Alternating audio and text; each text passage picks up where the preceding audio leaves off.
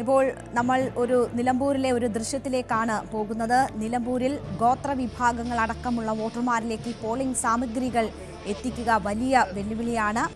ഏറെ സാഹസികമായാണ് ചാലിയാർ പുഴയിലൂടെ പോളിംഗ് സാമഗ്രികൾ അവിടേക്ക് കൊണ്ടുപോകുന്നത്. അതിൻ്റെ ദൃശ്യങ്ങളാണ് നമ്മൾ കാണുന്നത്.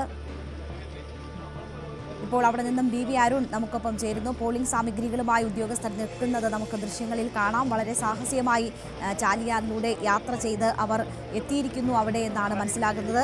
അരുൺ, ഇത് യാത്ര പുറപ്പെട്ടതിന് മുമ്പുള്ള ദൃശ്യങ്ങളാണോ അതോ അവിടേക്ക് എത്തിച്ചേർന്ന ദൃശ്യങ്ങളാണോ നമ്മൾ കാണുന്നത്?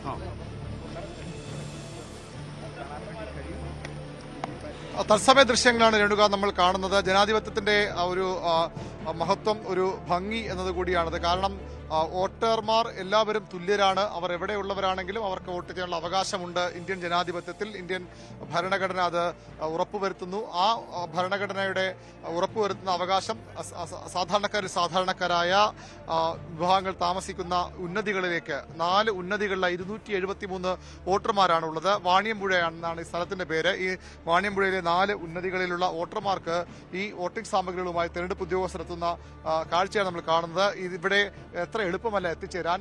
ഒരു കുത്തിയൊഴുകുന്ന ചാലിയാർ പുഴ കടന്നു വേണം ഇവിടേക്ക് ആളുകൾക്ക്, താമസക്കാർക്ക് എത്താനുള്ളത്. അതുപോലെ തന്നെ ഈ ഉദ്യോഗസ്ഥർക്കും എത്താൻ ഉള്ളത്. അതുകൊണ്ട് തന്നെ ആ ഉദ്യോഗസ്ഥർ ഇത്തരത്തിലധികം സംവിധാനങ്ങൾ, സർക്കാരിന്റെ തെരഞ്ഞെടുപ്പ് കമ്മീഷന്റെ മുഴുവൻ സംവിധാനങ്ങളും ഈ 271 വോട്ടർമാർക്കായി മാറ്റിവെക്കുകയാണ്. ആ സംവിധാനങ്ങൾ ഉപയോഗിച്ചുകൊണ്ട് NDRFന്റെ സംഘം ഇവിടെയുണ്ട്, ഫയർഫോഴ്സ് ഉദ്യോഗസ്ഥരുണ്ട്, ഒരു സബ് കളക്ടർ, അസിസ്റ്റന്റ് കളക്ടറുടെ നേതൃത്വത്തിലുള്ള തെരഞ്ഞെടുപ്പ് ഉദ്യോഗസ്ഥരുണ്ട്. എല്ലാ സംവിധാനങ്ങളുമായി ഇവിടെ വോട്ടർമാർക്ക്, ഈ ഉന്നതികളിലെ വോട്ടർമാർക്ക് വോട്ട് ചെയ്യാനുള്ള സൗകര്യം ഒരുക്കുകയാണ് സർക്കാർ. 271 വോട്ടർമാർ. വാണിയമ്പുഴയിലെ ഇരുട്ടുകുത്തി ഉന്നതി, വാണിയമ്പുഴ, തരിപ്പപൊട്ടി, കുമ്പളപ്പാറ, ഇങ്ങനെ ഇവിടങ്ങളിലാണ് 271 വോട്ടർമാർ ഉള്ളത്. ആ വോട്ടർമാർക്ക് നാളെ ജനാധിപത്യ അവകാശം വിനിയോഗിക്കാനുള്ള വോട്ടിംഗ് സാമഗ്രികളുമായാണ് EVM മെഷീൻ അടക്കമുള്ള വോട്ടിംഗ് സാമഗ്രികളും പോളിംഗ് ഉദ്യോഗസ്ഥരുമാണ് ഇവിടേക്ക് എത്തുന്നത്. ഇതിന്റെ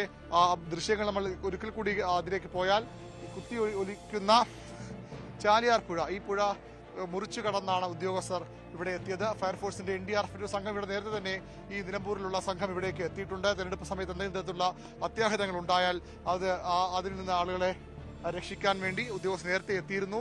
NDR സംഘം ഇവിടെ ക്യാമ്പ് ചെയ്യും. രാത്രി ഇവിടെ വെളിച്ചത്തിനും മറ്റും ജനറേറ്റർ സംവിധാനവും ഒക്കെ എത്തിയിട്ടുണ്ട്. ഒരു കാരണവശാലും ജനാധിപത്യത്തിന്റെ അവകാശം, ജനാധിപത്യത്തിന്റെ ഉത്സവം അത് ഒരാൾക്ക് പോലും ഒഴിവായി പോകരുത്, അല്ലെങ്കിൽ നഷ്ടപ്പെടരുന്ന ഒരു നിശ്ചയദാർഢ്യത്തോടുകൂടിയാണ് ജില്ലാ ഭരണകൂടവും തെരഞ്ഞെടുപ്പ് കമ്മീഷനും ആ കാര്യം കൈകാര്യം ചെയ്യുന്നത്. ഈ ഉദ്യോഗസ്ഥർക്കുള്ള ഭക്ഷണം അടക്കമുള്ള കാര്യങ്ങൾ പോളിംഗ് ഉദ്യോഗസ്ഥർ ഇവിടെ ഇന്ന് താമസിച്ചാണ് 271 വോട്ടർമാർക്ക് വേണ്ട സൗകര്യങ്ങൾ ചെയ്യുക. ഇവിടെ ഈ ഒരു കെട്ടിടം, നേരത്തെയുള്ള കെട്ടിടമാണ്, അവിടെയാണ് ഇതിനുള്ള ഒരുക്കങ്ങൾ നടത്തുന്നത്. തീർത്തും ഇവിടെ നിന്ന് അപ്പുറത്തേക്ക് ആളുകൾക്ക് പോകണമെങ്കിൽ അത്ര എളുപ്പം ഒരു ചങ്ങാടമാണ് അവർക്കുള്ളത്. ഒരു പാലം, നേരത്തെയൊക്കെ വിവാദമായ ഒരു സ്ഥലം കൂടിയാണത്. പ്രതിപക്ഷ നേതാവ് VD സതീശനൊക്കെ സന്ദർശിച്ചു. അതിനുശേഷം രാഹുൽ മാങ്കൂട്ടത്തിൽ MLA ഇവിടെ പാലമില്ല എന്ന് പറഞ്ഞ് റീഡ് ചെയ്യാൻ വന്നതും അതുമായി ബന്ധപ്പെട്ട തർക്കങ്ങളുമൊക്കെ നമ്മൾ കണ്ടത് ആ പ്രദേശമാണത്, ഇരുട്ടുകുത്തി.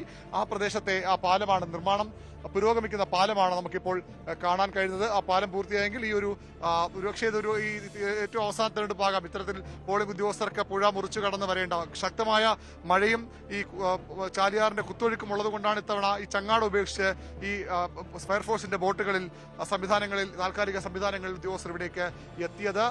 അടുത്ത തവണ ഒരുപക്ഷെ കുറച്ചുകൂടി എളുപ്പമാകാം. ഇത്തരൊരു വാർത്ത ഇവിടെ നിന്ന് റിപ്പോർട്ട് ചെയ്യാൻ കഴിയാത്ത തരത്തിൽ ഇവിടെ ഒരു പാലം യാഥാർത്ഥ്യമായേക്കാം. അതിന്റെ നിർമ്മാണം പുരോഗമിക്കുകയാണ്. ഏതായാലും ആ വിവാദം കൂടി ഞാൻ സൂചിപ്പിച്ചു എന്നേ ഉള്ളൂ. നാളെയാണ് തെരഞ്ഞെടുപ്പ്, നാളെയാണ് വോട്ടെടുപ്പ്. ആ വോട്ടെടുപ്പിൽ എല്ലാ പൗരന്മാർക്കും, ഈ വോട്ടർ പട്ടികയിൽ പേരുള്ള നിലമ്പൂരിലെ മുഴുവൻ പൗരന്മാർക്കും വോട്ടവകാശം രേഖപ്പെടുത്താൻ ഒരേപോലുള്ള അവകാശമാണ്. അതിൽ ഗ്രാമങ്ങളിൽ താമസിക്കുന്നവരോ നഗരങ്ങളിൽ താമസിക്കുന്നവരോ അല്ലെങ്കിൽ ഇത്തരത്തിലുള്ള ഉന്നതികളിൽ താമസിക്കുന്നവരോ എന്ന വ്യത്യാസമില്ല. ഈ 4 നഗരങ്ങളിലെയും ആളുകൾ ഇവിടെ നാളെ വോട്ട് ചെയ്യാനെത്തും. 271 ആളുകളുണ്ട്. അവർക്ക് നിരവധി പ്രശ്നങ്ങളുണ്ട്, പരാതിയുണ്ട്. പക്ഷേ അതെല്ലാം മാറ്റിവെച്ച് അവരും വോട്ട് ചെയ്യാനെത്തുമെന്ന് തന്നെയാണ് തെരഞ്ഞെടുപ്പ് കമ്മീഷന്റെയും സർക്കാരിന്റെയും പ്രതീക്ഷ. നിലമ്പൂർ വോട്ടെടുപ്പിന് ഇനി മണിക്കൂറുകൾ മാത്രം ബാക്കിയാണ്. തെരഞ്ഞെടുപ്പ് കമ്മീഷന്റെ ഭാഗത്തു നിന്നുള്ള ഒരുക്കങ്ങളാണ് നമ്മൾ കാണുന്നത്. ഈ ഉന്നതികളിലെ വോട്ടർമാരും നാളെ ഇവിടെ ഈ ബൂത്തുകളിലെത്തി. 4 ബൂത്തുകളാണ്, ഒരു ബൂത്താണ് ഇവിടെ ഉള്ളത്. 204 കോളനികളായി നിന്നുള്ള 271 വോട്ടർമാർ ഇവിടെ വോട്ട് രേഖപ്പെടുത്താൻ എത്തും. എല്ലാ സംവിധാനങ്ങളും വൈദ്യുതി പോയാൽ അതിനുള്ള പരിഹാര സംവിധാനങ്ങളടക്കം പകരം സംവിധാനങ്ങളടക്കം ഇവിടെ ഒരുക്കുന്നുണ്ട്. NDRFിന്റെ ഫയർഫോഴ്സിന്റെ ഒരു സംഘം ഇവിടെ ക്യാമ്പ് ചെയ്യുന്നുണ്ട്. കാരണം ഈ പുഴ ഇനിയും മഴ ശക്തമായി നിന്നാൽ ഒരുപക്ഷെ ഇതിന്റെ ഒഴുക്ക് കൂടാം. ഇതിനും ശക്തമായ പുഴ ചാലിയാർ പുഴ ഒഴുകാം.